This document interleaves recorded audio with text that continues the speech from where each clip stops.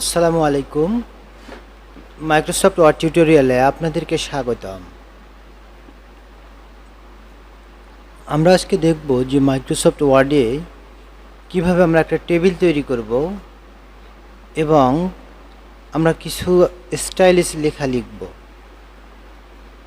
তাহলে চলুন প্রথমে আগে দেখি যে আমরা কিভাবে একটু স্টাইল করে লেখা লিখতে পারি। ধরুন আমরা এখানে একটি জিনিস লিখলাম,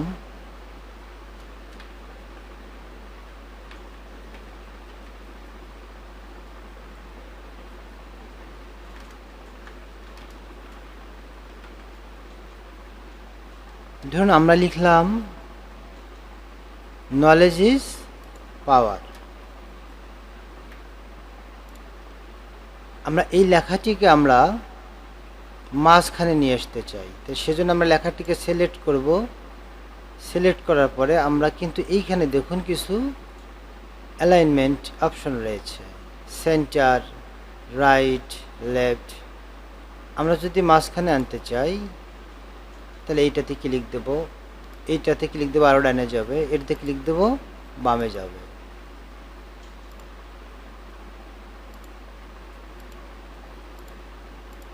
অথবা আমরা আরেকটি কাজ করতে পারি, এটির সামনে একটি ট্যাব দিতে পারি। ট্যাব দিলে আমরা কি করব, এটিকে আস্তে আস্তে ট্যাব দিয়ে দিয়ে মাঝখানে নিতে পারি। দেখুন এটি আমার মিডল পয়েন্টে এসে গেছে। এখন চাইলে আমরা এই লেখাটিকে এখানে সিলেক্ট করার পরে আমরা এটা হচ্ছে হাইলাইট কালার, আর এটি হচ্ছে টেক্সটের ফন্টের কালার, ফন্ট কালার। আমরা এখান থেকেও কাজ করতে পারি, তা আমরা এখান থেকে কাজ করি।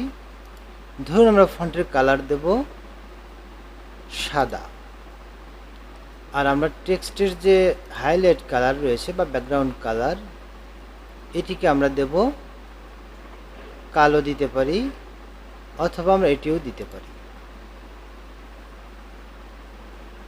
এখন ধরুন আমরা এই লেখাটিকে একটু স্টাইল করব। স্টাইল করার জন্য আপনারা দেখতে পাচ্ছেন এখানে ফন্টের একটি টেক্সট ইফেক্টস অ্যান্ড টাইপোগ্রাফি, আমরা এটিতে ক্লিক করব।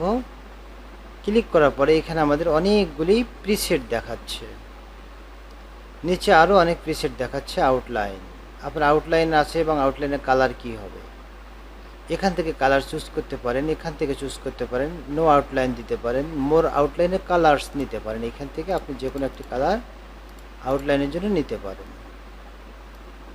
তা আমরা কি করব, আমরা টেক্সটের ইফেক্ট দেব। ধরুন আমি এই ইফেক্টটি দেব, ক্লিক দিলাম, ইফেক্টটি চলে আসলো।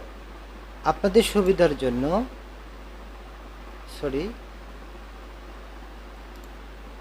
আপনাদের সুবিধার জন্য লেখাটিকে একটু আমি বড় করে দিচ্ছি।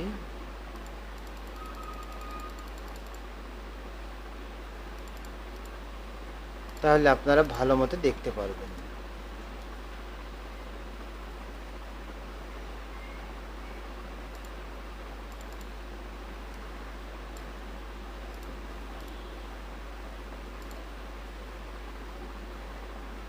এখন যদি আমি চাই যে আমি এই যে ভিতরে কালারটি রয়েছে এটির ইফেক্টটা আরও অন্যরকম দিতে চাই, আপনি চাইলে এটি দিতে পারেন, এটি দিতে পারেন, এটি দিতে পারেন।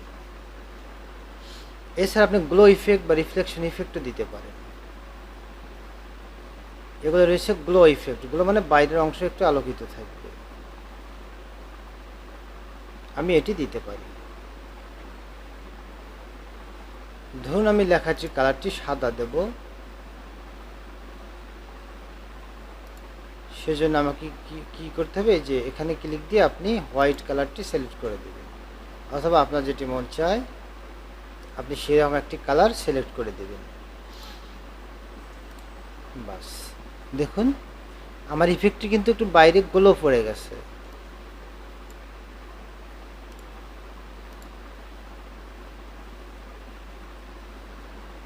এরপর চাইলে আপনি এই লেখাটিকে কি করতে পারেন, ইটালিক করতে পারেন, আন্ডারলাইন করতে পারেন,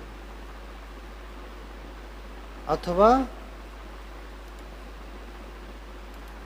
দেখুন আপনি লেখাটিকে উপরে নিচেও নিতে পারবেন ছোট করে।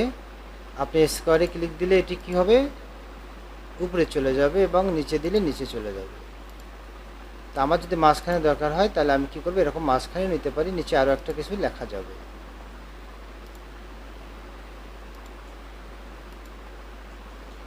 কন্ট্রোল জেড চাপলে এটি কি হবে, পূর্বের অবস্থায় ফিরে যাবে।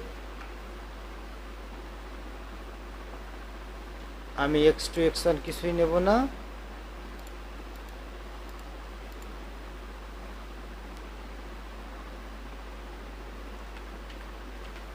আমার যেমন ছিল আগে আমি তেমনই রাখবো। এখন আমরা আর কি কাজ করতে পারি, এই লেখাটিকে কিন্তু এখানে দেখুন অনেকগুলো প্রিসেট রয়েছে, কিভাবে লিখবেন কিভাবে হবে সেগুলো এখানে দেখাচ্ছে। আমি কন্ট্রোল জেড চেপে আমি পূর্বের অবস্থায় ফিরে যাব।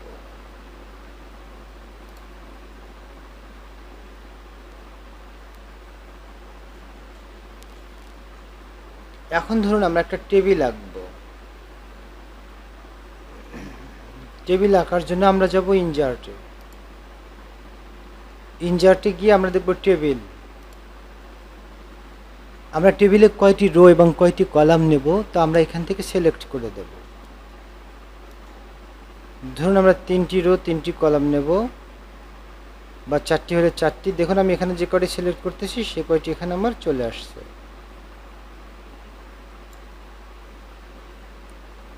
এখন আমি চাইলে প্রত্যেকটি রো এবং কলামে লিখতে পারি।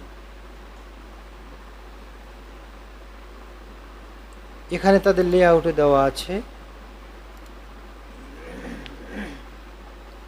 আপনি চাইলে লেআউট করে নিতে পারেন। প্রত্যেকটাতে ক্লিক দিয়ে আপনি দেখতে পারেন লেআউট কেমন হবে।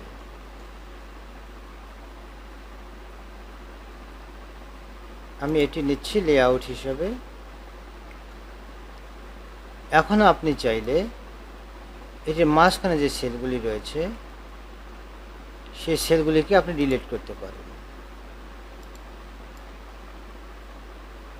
অথবা ডিলিট না করে আপনার যদি মনে হয় যে এই ঘরটি আমার একটু বেশি লাগবে তাহলে কি করবেন, আপনি জাস্ট যে সেলটিকে আপনি কম বেশি করতে চান যে কোনো একটি সেলকে আপনি এরকম কারসরটা কি করবেন, ওই যে ওই লাইনের বা রেখা বরাবর নিয়ে যাবেন। নিয়ে গেলে আপনার যখন এই রকম চিহ্নটি আসবে তখন আপনি ওটিকে মাউস দিয়ে ড্র্যাগ করে ধরে সামনে অথবা পিছনে আপনি কি করতে পারবেন, নিতে পারবেন।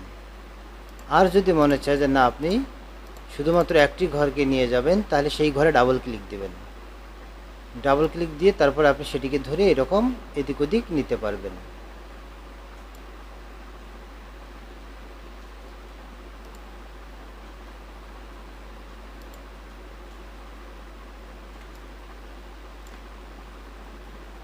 দেখুন আমি এই ঘরটিকে কিন্তু একটু এদিক ওদিক নিতে পেরেছি। ধরুন আপনি এখানে যে কী করবেন, এই ঘরটিকে আপনি একটু ছোটো বড়ো করবেন, তাহলে এখানে ডাবল ক্লিক দিবেন, দিলে ঘরটি আপনার সিলেক্ট হয়ে যাবে। বা এটি সিলেক্ট হওয়ার পর আপনি কি করতে পারেন, এইটিকে ধরে আপনি এটিকে ধরে এইদিকে নিতে পারেন অথবা এইদিকে নিতে পারেন। এইভাবে আপনি প্রত্যেকটি সেলকে কম বেশি করতে পারবেন। ধরুন এখানে নেম দিলাম,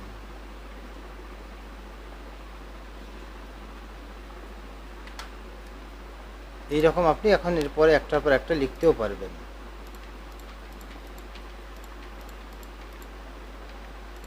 আপনি জাস্ট এগুলি কি করবেন, লিখতে পারবেন। ধরুন আপনি কি করবেন, এই ঘরটিতে আপনার 2টি ঘর করা প্রয়োজন।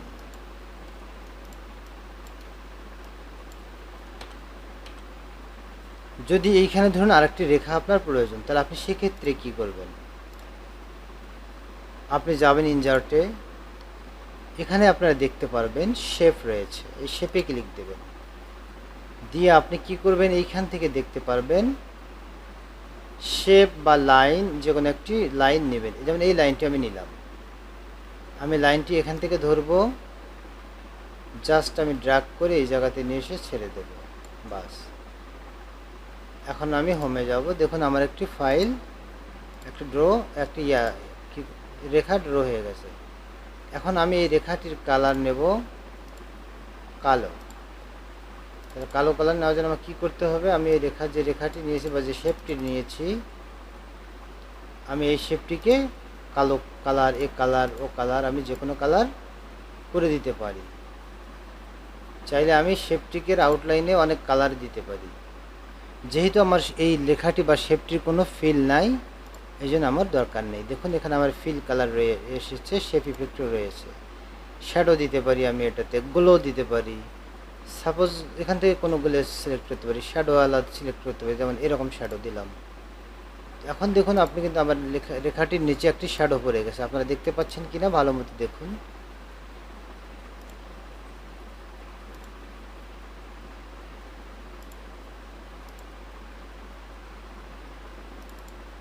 এখন আমি এই রেখাটিকে ডাবল ক্লিক দিয়ে সিলেক্ট করে নিয়েছি। শেপ ইফেক্ট, শেপ ফিল এগুলো রয়ে গেছে। শ্যাডো দিলে শ্যাডো দেবেন, আপনি যেটা ইচ্ছে সেটি দিতে পারেন। শেপের আউটলাইন বা শেপটিকে ভালো মতো বোঝার জন্য আমি বাইরে একটু রেড কালার করে দিলাম। দেখুন আমার রেড কালার দেখা যাচ্ছে। এখন যদি মনে করেন যে আপনার প্রয়োজন হয়, আমি এটা ব্ল্যাক করে দিচ্ছি, ডাবল ক্লিক দিয়ে আমি এটি শেপ আউটলাইনে যাব, এটি ব্ল্যাক করে দেবো, তাহলে আমার এটা সম্পূর্ণ ব্ল্যাক হয়ে যাবে। ধরুন আপনার এখানে আরেকটি 1 2 3 4টি রয়েছে, আরেকটি বাড়াবেন, তাহলে সেক্ষেত্রে আপনি কি করবেন, আপনি জাস্ট নিচের এটিকে ক্লিক দিয়ে একটি ইন্টার দিবেন, তাহলে আপনার এটি বড় হয়ে যাবে। অথবা যদি একটা ইনজার্ট করতে চান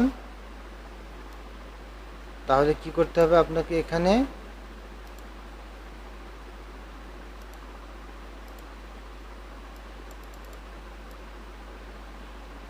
আপনি কিন্তু এখানে টেনে ধরে কিন্তু ছোট বড়ও করতে পারবেন।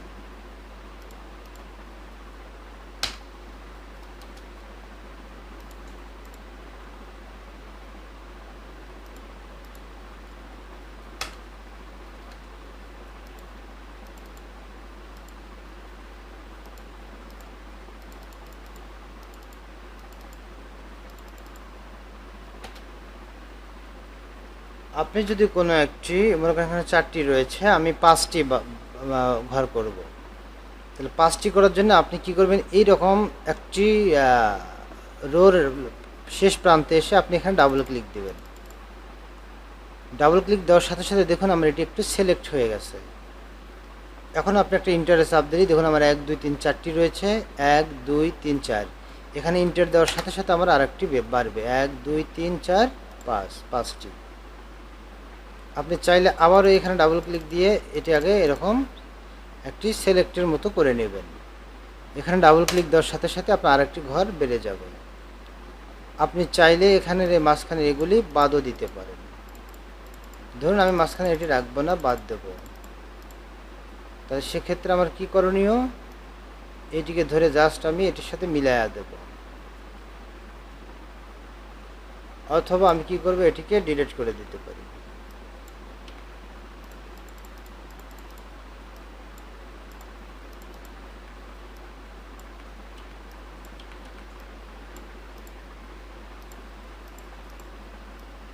আচ্ছা আমরা এটা ডিলিট করছি না, সমস্যা নাই, থাক।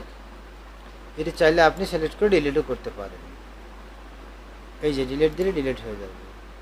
Delete cell, delete column, delete row, যেটি আপনি চান সেটি আপনি করতে পারেন। তাহলে আমার ওই রোটি ডিলিট হয়ে গেল। এখন আপনি এগুলো কিন্তু বিভিন্ন, আমি আগেও দেখাইছি, বিভিন্ন স্টাইল নিতে পারেন, যেটি আপনার ভালো মনে হয় সেটি আপনি নিয়ে নেবেন।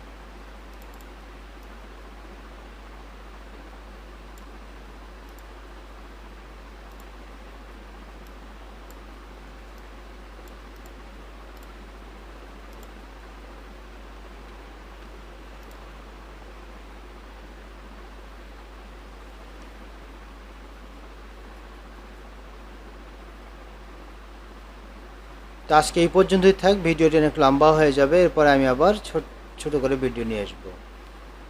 যারা আমার চ্যানেলটিকে সাবস্ক্রাইব করেনি তারা এখনও আমার চ্যানেলে একটি লাইক দিবেন এবং সাবস্ক্রাইব করে আমার পাশেই থাকবেন। ধন্যবাদ সকলকে, সে পর্যন্ত সকলে সুস্থ থাকবেন। আল্লাহ হাফেজ।